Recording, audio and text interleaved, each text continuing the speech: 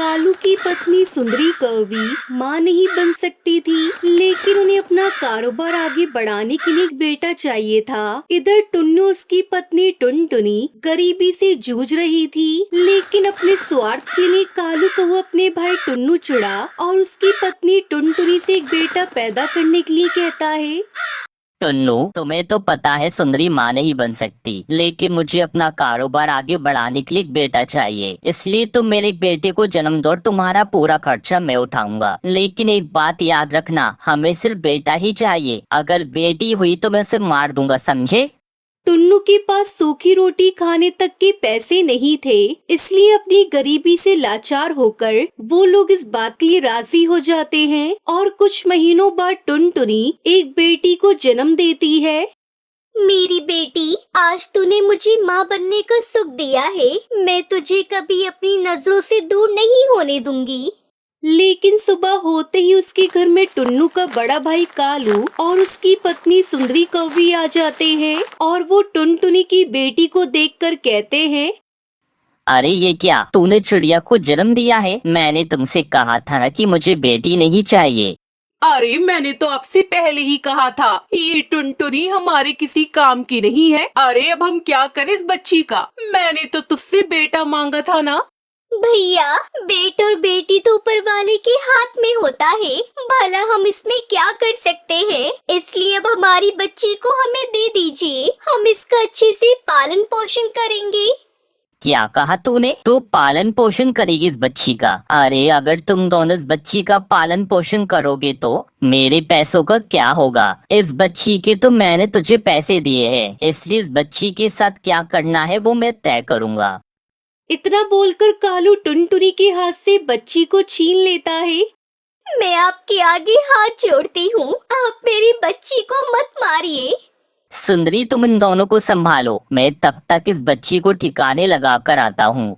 इतना बोलकर कालू उस बच्ची को अपने पुराने सेब के बगीचे में ले जाकर दफना देता है। कालू एक बहुत ही दुष्ट कौवा था और उसके पैसों की धौंस के आगे टुनटुनी और टुन्नू की बिल्कुल नहीं चलती थी। इसलिए उन्होंने जबरदस्ती टुनटुनी को फिर से बच्चा पैदा करने के लिए मजबूर किया, लेकिन इस बार भी टुनटुनी एक बेटी को ही जन्म देती है और कालू फिर से उस बच्ची को अपने उसी सेब के बगीचे में दफना देता है जहाँ उसने पहली बच्ची को दफनाया था। और इस तरह टुनटुनी 3 बच्चियों को जन्म देती है और कालू तीनों को ही सेब के बगीचे में दफना देता है। फिर कालू, सुंदरी, टुन्नू टुनटुनी को अपने घर से बाहर निकाल देते हैं। सेब के बगीचे के ही आसपास एक बहुत बड़ा तालाब था, इसलिए टुनटुनी और टुन्नू उस तालाब के पास जाकर बैठ जाते हैं।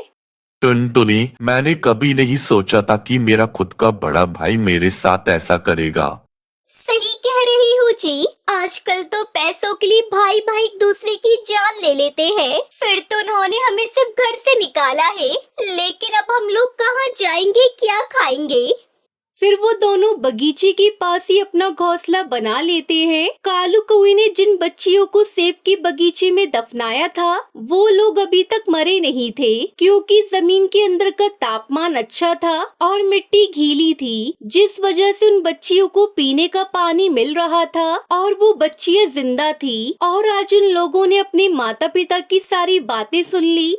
आज हमारी वजह से हमारे माता पिता कितने दुखी हैं। उनके पास खाने के लिए कुछ नहीं है। उस दुष्ट कालू को, उसकी पत्नी को हमें सबक सिखाना होगा, क्योंकि आज उनकी वजह से हमारे माता पिता इतने दुखी हैं और उन्होंने हमें ही यहाँ पर दफना दिया। लेकिन उससे पहले हमें अपने माता पिता के लिए खाने का कुछ इंतजाम करना पड़ेगा। इसलिए सुनो तुम दोनों, कल सुबह हम अपनी नाभियों से अपने माता पिता के लिए सेब के पेड़ उगाएंगे, जिससे हमारे माता पिता अपना पेट भर पाएंगे। इतना बोलकर वो तीनों बहनें राजी हो जाती हैं। उसी रात तीनों बच्चियों ने अपनी पेट से सेब के 3 पेड़ उगाए और सुबह होते ही उन पेड़ों पर ढेर सारे सेब लग गए। जब सुबह उठकर टुन्नू ने देखा, अरे टुनटुनी, जल्दी बाहर आओ, देखो हमारे घोंसले के आगे 3 सेब के पेड़ उगे हैं। अरे वाह, ये तो चमत्कार हो गया जी। आज तक इस बगीचे में कभी भी सेब के पेड़ नहीं उगे हैं, लेकिन आज अपने आप ही 3 सेब के पेड़ कैसे हो गए? लगता है ये भगवान का कोई चमत्कार है। अब हमें भूखा नहीं रहना पड़ेगा। ये कहकर टुन्नू बहुत सारे सेब तोड़ लेता है। फिर वो दोनों पति पत्नी पेट भर सेब खाते हैं। टुन्नू जी, हमने आज तक कितनी मुश्किलों का सामना किया है, लेकिन आज हमें रहने के लिए सुकून से जगह और पेट भरने के लिए खाना मिल रहा है। लेकिन पता नहीं हर रोज इस पेड़ पर सेब कहाँ से आ रहे हैं। इस तरह टुनटुनी चिड़ी और टुन्नू सुकून से रहने लगते हैं। लेकिन उनकी ये शांति ज्यादा दिनों तक नहीं थी, क्योंकि एक दिन जब कालू और उसकी पत्नी सुंदरी वहाँ से गुजर रही होते हैं, तभी वो लोग टुन्नू और टुनटुनी को सेब खाते हुए देख लेते हैं। अरे ये नमक हराम यहाँ क्या कर रहे हैं? अरे आपने इन दोनों को घर से निकाल दिया, लेकिन फिर भी ये दोनों यहाँ सुकून से जी रहे हैं और हमारे ही बगीचे में सेब उगाकर अपना पेट भर रहे हैं। लेकिन कोई बात नहीं, कल हम दोनों इन दोनों को दुनिया से ही मिटा देंगे। अगले दिन सुबह उठकर जैसे ही टुन्नू सेब तोड़ने जा रहा होता है, उसी समय कालू और उसकी पत्नी वहाँ पर ट्रैक्टर लेकर आ जाते हैं। क्यों रे टुन्नू, मेरे ही बगीचे में चारों तरफ सेब उगाकर अपना पेट भर रहा है, तुझे जरा भी शर्म नहीं आई? अरे नहीं भैया, मैंने कोई चोरी नहीं की। आप हम दोनों को छोड़ दीजिए। हमारे पास रहने के लिए कोई जगह नहीं है, इसलिए हम यहाँ पर आकर रह रहे थे। अरे अब तुम दोनों को रहने और खाने की चिंता करने की कोई जरूरत नहीं है, क्योंकि आज हम तुम दोनों को हमेशा के लिए इस दुनिया से ही मुक्त कर देंगे। लेकिन उससे पहले मैं सेब के पेड़ को जरा जड़ से उखाड़ दूंगा। इतना बोलकर कालू ट्रैक्टर उन तीनों सेब के पेड़ पर चढ़ाने की कोशिश करता है। तभी वो तीनों बच्चियां भी बाहर आ जाती है। कैसे हो बड़े पापा, आपने हमें पहचाना? ये देखकर कालू सुंदरी डर के मारे दूर हट जाते हैं, क्योंकि उन बच्चियों के शरीर पर एक एक सेब लगा हुआ था। अरे कौन हो तुम लोग? अरे हम वही बच्चियां हैं जिन्हें आप लोगों ने बड़ी ही बेरहमी से यहाँ दफना दिया था। अरे नहीं, ऐसा नहीं हो सकता। और इस तरह तीनों बेटियों ने अपनी शक्तियों से कालू सुंदरी को जमीन में दफना दिया और अब टुनटुनी और टुन्नू को उन दोनों के अत्याचारों से मुक्ति मिल गई और वो लोग अपनी बच्चियों को वापस पाकर बहुत खुश हो जाते हैं, क्योंकि अब उनके पास घर, जमीन और उनकी तीनों बेटियां होती हैं। एक जंगल में कलुआ नाम का एक कौवा किसान रहता था। कलुआ कौवा बहुत ही लालची किसान था। खेती करके जितना भी अनाज वो अपने खेत पर उगाता था, उन्हें बहुत महंगे दामों पर बेचा करता था। अनाज तैयार हो गए, इन्हें रख देता हूँ, कुछ महीनों बाद मंडी जाकर बेचूंगा। कुछ महीनों बाद कलुआ कौवा मंडी जाता है। ग्राहक उसके पास अनाज की बोरियां खरीदने आने लगते हैं। जो दाम मैंने कह दिया उससे 1 रुपया कम नहीं लूंगा, लेना हो तो लो वरना जाओ। अरे भाई कुछ तो दाम कम करो। हाँ, इतने पैसे तो पूरे बाजार में कोई नहीं लेता है भाई। हाँ तो जाओ किसी और से ले लो। हाँ, मैं तो इतने ही दाम पर बेचूंगा। हाँ, तुम्हें पता है इस वक्त बाजार में ये अनाज किसी के पास नहीं, इसीलिए मनमाने दाम लगा रहे हो। वो सब मैं नहीं जानता, दाम बता रहा हूँ, उसमें लेना हो तो लो वरना जाओ। बाजार में किसी और के पास अनाज न होने की वजह से सभी ग्राहक कलुआ कौवे को मुंह मांगी कीमत देकर अनाज खरीद रहे थे। शाम के वक्त कलुआ कौवा घर आता है। हे भगवान, आज बहुत थक गया, ग्राहक से बहस करके तो दिमाग ही खराब हो जाता है। तभी अंदर से कलुआ की पत्नी टुनटुनी चिड़िया आती है। आ गई जी, पक्षियों को चूना लगाकर। हाँ टुनटुनी, आज तो खूब कमाई हुई है। क्यों जी, आप जानबूझकर अनाज छुपा कर रखते हो? जब बाजार में अनाज खत्म हो जाता है तब लेकर जाते हो, है ना? और महंगे दामों पर बेचते हो कि आपको जरा भी बुरा नहीं लगता? अरे टुनटुनी, इसमें बुरा लगना कैसा, इसमें ही तो मजा है। जितना दाम बोलूं ग्राहक उतना देने के लिए तैयार रहता है। सच में ऐसी कमाई से तो मैं बहुत खुश हूँ। नहीं जी, ये सही नहीं है। आपको ऐसा नहीं करना चाहिए। ईमानदारी से पैसे कमाइए और सही दाम पर अनाज बेचिए। सोचिए, आपको देखकर हमारे बच्चे क्या सीखेंगे? अरे तुम चुप करो, दिन भर अनाज बेचकर थक गया हूँ, हैं? और तुम अब ज्ञान दे रही हो? जाओ यहाँ से और मेरे लिए कुछ खाने को लेकर आओ।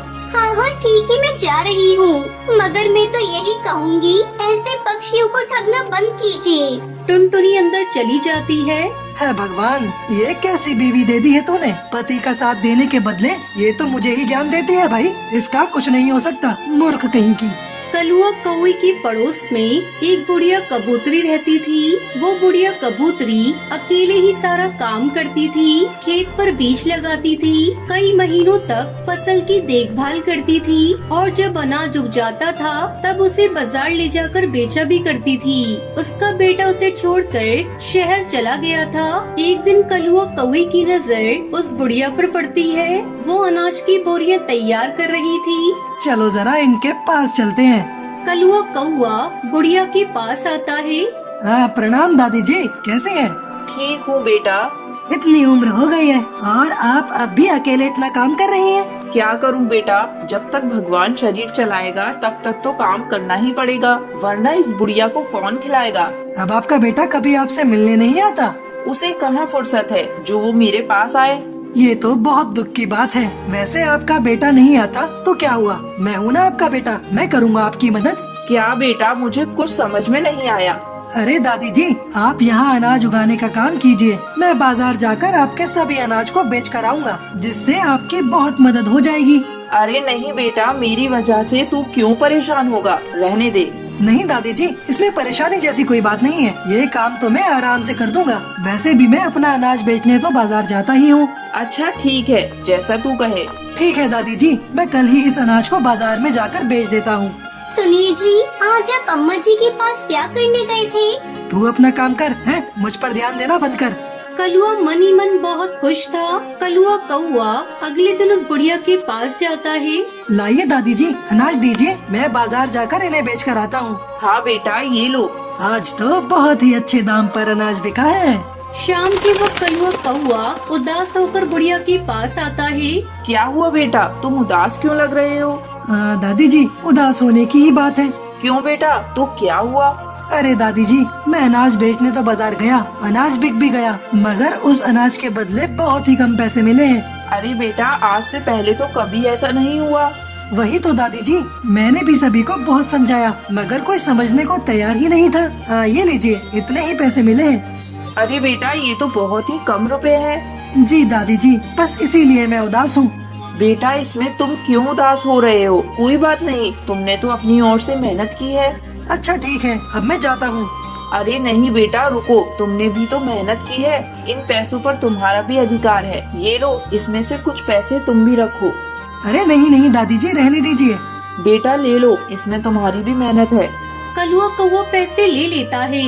कलुआ खुशी से घर आता है और सोचता है, वाह, आज तो मजा ही आ गया। महंगे दाम पर अनाज बेचकर वो भी पैसे रख लिए, साथ ही साथ दादी जी ने अपनी ओर से भी पैसे दे दिए। भाई वाह वाह वाह, क्या बात है।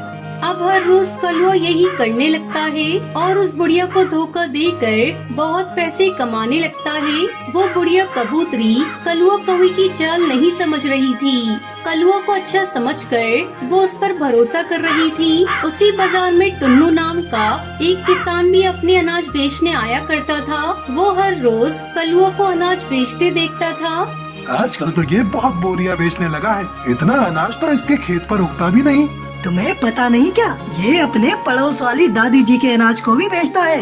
भाई अच्छा, ऐसी बात है। टुन्नू चिड़ा बहुत अच्छा और ईमानदार पक्षी था। वो सोचता है, ये कलुआ कौवा तो एक नंबर का दुष्ट कौवा है, जरूर ये दादी जी को कम पैसे देता होगा और खुद ज्यादा पैसे रखता होगा। आज ही जाकर उनसे बात करता हूँ। टुन्नू चिड़ा उस बुढ़िया कबूतरी के पास आता है। प्रणाम दादी जी, सुना है आजकल कलुआ आपके अनाज को बाजार ले जाकर बेचता है। हाँ बेटा, वो तो बहुत अच्छा है, मेरी मदद कर देता है। फिर तो आपकी अच्छी कमाई हो रही होगी। नहीं बेटा, दरअसल वो कहता है अनाज के दाम ज्यादा नहीं मिल रहे हैं, इसलिए बहुत कम ही रुपए मिल रहे हैं। अरे नहीं दादी जी, वो तो हर रोज अनाज को बहुत ही महंगे दामों पर बेचता है। अरे बेटा, ऐसा नहीं हो सकता। हाँ दादी जी, सच में मैं भी बाजार में रहता हूँ और देखता हूँ वो अनाज बहुत ही महंगे दामों पर बेचता है।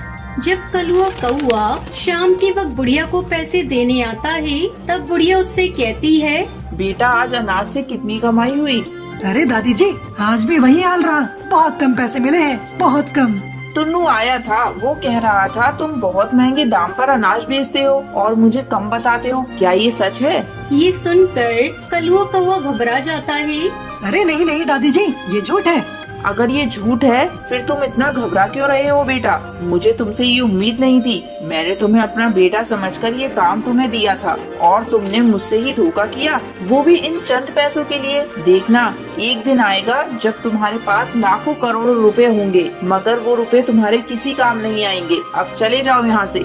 इस टुन्नू के बच्चे को तो मैं छोड़ूंगा नहीं। मेरा अच्छा खासा काम बिगाड़ दिया। मैं कितने आराम से पैसे कमा रहा था। तभी अचानक एक दिन कलुआ कौवा बीमार पड़ जाता है। अरे टुनटुनी, एक अच्छे डॉक्टर को बुलाओ भाई, जल्दी से जल्दी मुझे ठीक होना है। टुनटुनी डॉक्टर को बुलाती है, मगर वो कलुआ का इलाज नहीं कर पाता है। अरे मेरे पास पैसे की कमी नहीं है टुनटुनी, तुम बड़े से बड़े डॉक्टर को बुलाओ, मैं पैसे दे दूंगा, जाओ। बड़े से बड़े डॉक्टर को बुलाया जाता है, मगर कोई भी कलुआ का इलाज नहीं कर पाता है। अरे टुनटुनी, मेरे पास बहुत पैसे हैं, तुम मुझे शहर लेकर चलो, मैं वहाँ जाकर अपना इलाज करवाऊंगा। शहर में कलुआ का इलाज करवाया जाता है, मगर वहाँ भी वो ठीक नहीं हो पाता है। कलुआ कौवा वापस गाँव आ जाता है और इसी तरह बीमार पड़ा रहता है। हे भगवान, मुझे ठीक कर दीजिए। मेरे पास इतने पैसे हैं, मगर एक भी डॉक्टर मेरा इलाज नहीं कर पा रहा है। हे भगवान, कोई रास्ता दिखाइए। कई महीनों तक कलुआ बीमार पड़ा रहता है। वो अंदर से बिल्कुल टूट गया था। तभी कलुआ को दादी जी की बात याद आती है। दादी जी ने कहा था कि एक दिन आएगा जब मेरे पैसे भी काम नहीं आएंगे, और वो दिन आ गया। शायद मैंने सभी के साथ बहुत बुरा किया है, उसी की सजा भगवान मुझे दे रहा है। हे भगवान, मुझे माफ कर दो, मैं समझ गया मैं गलत था। इस तरह कलुआ कौवे को अपने किए की सजा मिल जाती है।